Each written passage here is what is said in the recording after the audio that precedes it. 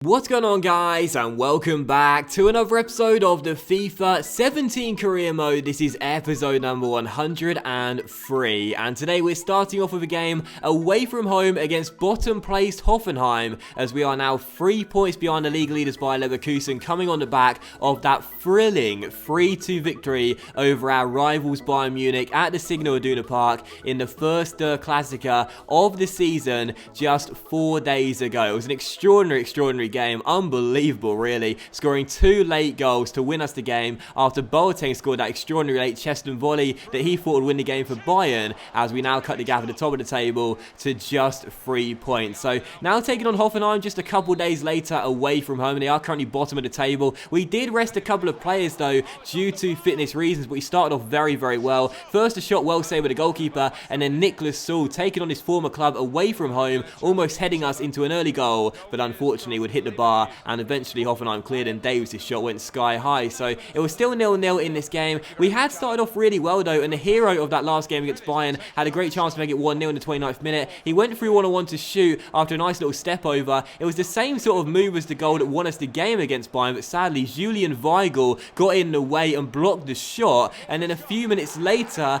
this would happen. Bobby Wood fired Hoffenheim into an early lead, into a lead 10 minutes before the break.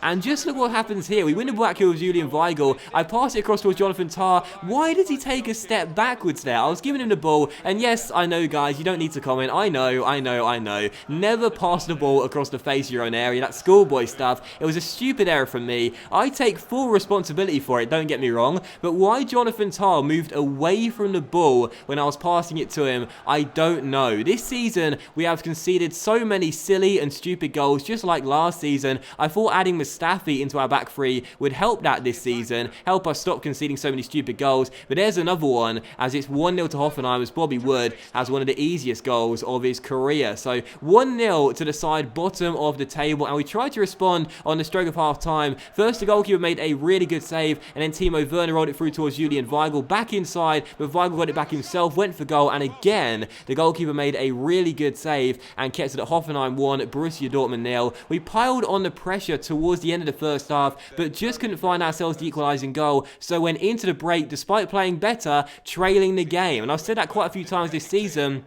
as it was still 1-0 to Hoffenheim. In the second half, 5 minutes after the restart, Timo Werner got on the end of a Diego Menendez corner, but sadly couldn't keep the header down and headed it over the bar and behind for a goal kick. And from the goal kick, we win it back with Hoover finding Marco Reus with the fake shot to turn his man, who finds Dembele down the right-hand side. Our rapid French right winger tries to take his man on here, the number 15, down the right, and does beat him with a couple of skill moves, gets inside with the roulette, then a heel-to-heel flick, keeps on going. Great run from Dembele, but once again, he's denied by Maric, the goalkeeper for Hoffenheim, who was having an absolutely fantastic game, as it was still 1-0, and with 13 minutes to go, well, this was the icing on the cake for a goalkeeping masterclass. What a save from the number 38 to deny Diego Menendez from scoring his first free kick goal of the season. The way he gets across his line is fantastic, and then makes the save, low down to his right. No wonder he's clapping. It's still 1-0 to Hoffenheim, and if it wasn't for him, we would surely be up in this game, not trailing. So still 1-0 to the host. They were hanging on for dear life with 5 minutes to go, trying to hold on to these priceless 3 points. But with 5 minutes on the clock, Mustafi got on the ball, found Diego Menendez, and when we need someone to step up, this guy normally does it for us. In the last game,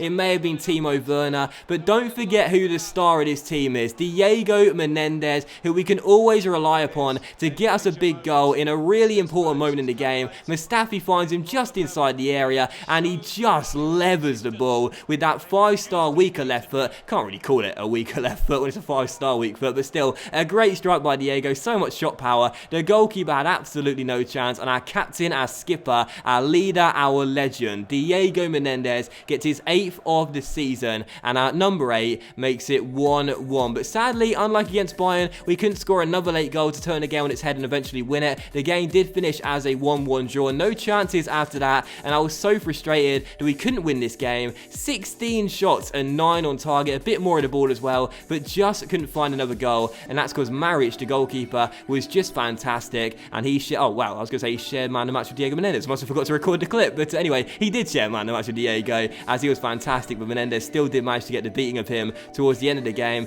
to rescue us a point. So our bad form does continue. We may have won the last 2 games before that. Hoffenheim won, but we slip up once again, and away from home, yes, but bottom of the table, Hoffenheim, we should have beaten them, and it shows you that this season, despite our super team, we are stacked. We really are. We've got so many great players, and you'll see it by the squad report right here as we're now into January and the transfer window opens, but we're still failing to win a lot of games where we should be getting the 3 points. So final score 1-1. At least we get a point. That's better than nothing, but again, we're away from home against bottom of the table. We should be winning. But anyway, here is a look at the squad report as January has now began. You can see the stats and the attributes of the players, and also a question for you guys today as well. Who should we try to sign in January? Let me know in the comment section down below. Everyone loves it when the January transfer window comes by. It's time to make signings, time to make moves with our team. What should we look to do in January? Let me know in the comment section down below. But actually, don't tell me just yet. Wait until the end of the episode, because you'll see a couple of sales in today's episode. Wait until the end of the episode. Let me know in the comment section down below,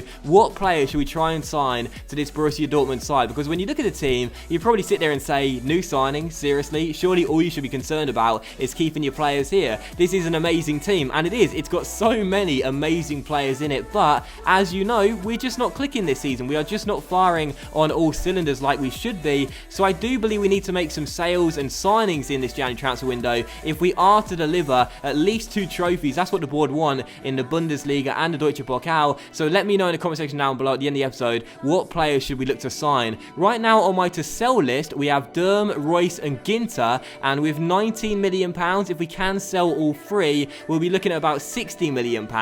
So let me know in the comment section down below, who do you think we should try and sign in this window? But look at the league table as well. As you can see, 16 games in, 1 game away from the halfway point. We are 5 points behind Leverkusen and just 2 in front of Wolfsburg in 3rd place as well. So not a great first half of the season in the Bundesliga. In the Deutsche Pokal into the quarterfinals, we will take on FC Ingolstadt away, as you guys know. And in the Champions League, we will be taking on the Italians, Inter Milan, over 2 legs as well. As the ball come to us here and say about Rafael Guerreiro, either play him or get him off the books. As of course you guys know now, Guerreiro has been requesting a transfer pretty much since day 1 to start the season. He's wanted to leave for a long time now, and I like him. I really do. That's why Durm's on the transfer list and not Guerreiro. So we'll see what happened there. I'm not too sure. But anyway, we did have a bid here straight away to start January. Bayer Leverkusen wanted to buy Nicholas Saul for £29 million. That's what we spent on Nicholas Saul, but we said forget about it. He's staying here. And if we are going to sell him, we're certainly not going to sell him to you, as you're right now leading the league, and we don't want to sell one of our best players to our main title rivals. And also Chelsea wanted to buy the Hoover. Antonio Conte wants to take him back to England, put in a monstrous bid of £60.5 million. But I said, listen lads, he's 21 years old, 90 overall. I've got him from the Middlesbrough Academy. He's been my boy since day 1. He's going nowhere. So Davis stays, no doubt about that. But there was a bid for Matthias Ginter from Wolfsburg, our 26-year-old right back, 82 overall. I do like Ginter, and I could have sold him in the summer, as you guys know. Had a couple of bids for him, but I decided to keep him here. I kind of regret that, because he's only played 6 games for us this season, not really done anything noteworthy or played too well, so I'm not against selling him. A couple of bids came in. Wolfsburg came back to us, said they wouldn't meet our counter offer of £17 million, but I said to Inter, our opponents in the Champions League, give us £16 million and you can take him, as they put in a bid for our right back too. And I said to Wolfsburg, if Inter match it, then you'll have to as well. So £16 million for Ginter, that's what I'm asking for. £2 million over his valuation.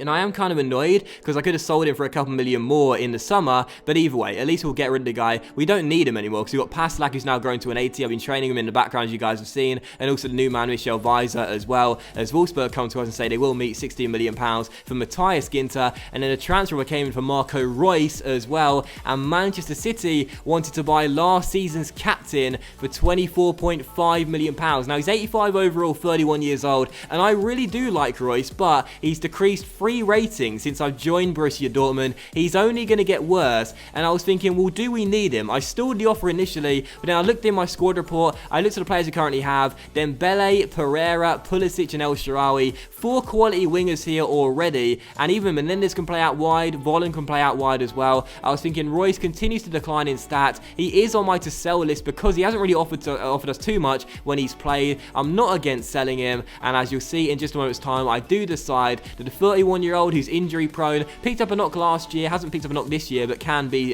culpable. He can be prone to getting injuries from time to time. I'm not against selling him, and I said to Manchester City, to Guardiola, I said, if you want him, give us £32 million. That's £4 million over his valuation, and you can take him. He can still do a pretty decent job at 31 years old. He scored one of the goals of the seasons already this season. You guys have seen that, but I'm not against selling him, and as you'll see in just a moment's time, Pep does come back to me and say 32 million for Marco Reus will meet that counter offer, as Ginter can now choose between Inter and Wolfsburg, as they both meet £16 million counter offers, and Barcelona can get lost when they put that bid in for Timo Werner. He's going nowhere, and Wolfsburg put in another bid here for another fullback, Eric Durm, £9.5 million. We ask for valuation £11 million, and we shall wait and see what they say, as they want to buy two of our fullbacks and bring them to their club. So fair enough. So we'll have to wait and see what happens there. But anyway, following the training here, we see as well Matthias Ginter does go to Wolfsburg for £16 million, and also Marco Reus does get sold to Manchester City, £32 million. They meet the counter offer, and you'll see in just a moment's time he's off to the Etihad Stadium, and Wolfsburg will take Eric Durm as well as Matthias Ginter to their house for £10.5 million. And in the end, as you'll see, we sell these three players. They were on my to sell list for a combined total of £58.5 million, I think it was. It's a lot of money, and that will take our total budget to around £69 million. So the question for you guys, again, to end the episode off, who should we try and sign in January? We've got £69 million. Should we go in search of a major superstar to try and really transform this Borussia Dortmund side, or shall we do like we normally do, just try and sell sign one or two really good players, 1, 2 or 3 really good players, and try and build the team up gradually? Well, this is how the team looks anyway, the team management right now, after selling those 3 players. You'll see the squad is depleted. It's got a lot thinner. Sorry, £69 million, £65 million. It's around £69 million. The squad has got a lot thinner. We lost a lot of bodies, a lot of quality players already, just 3 players going. We may even sell 1 or 2 more players, like Kevin Volland as well. But a question for you guys, with the money we've got now, who should we try and sign in the January transfer window after a big episode for sales comes to a close? So a big thank you for watching the episode. Much love to you all. Have a great Saturday, everyone. Don't forget to comment your suggestions, and I'll see you for the next episode of Career Mode very soon.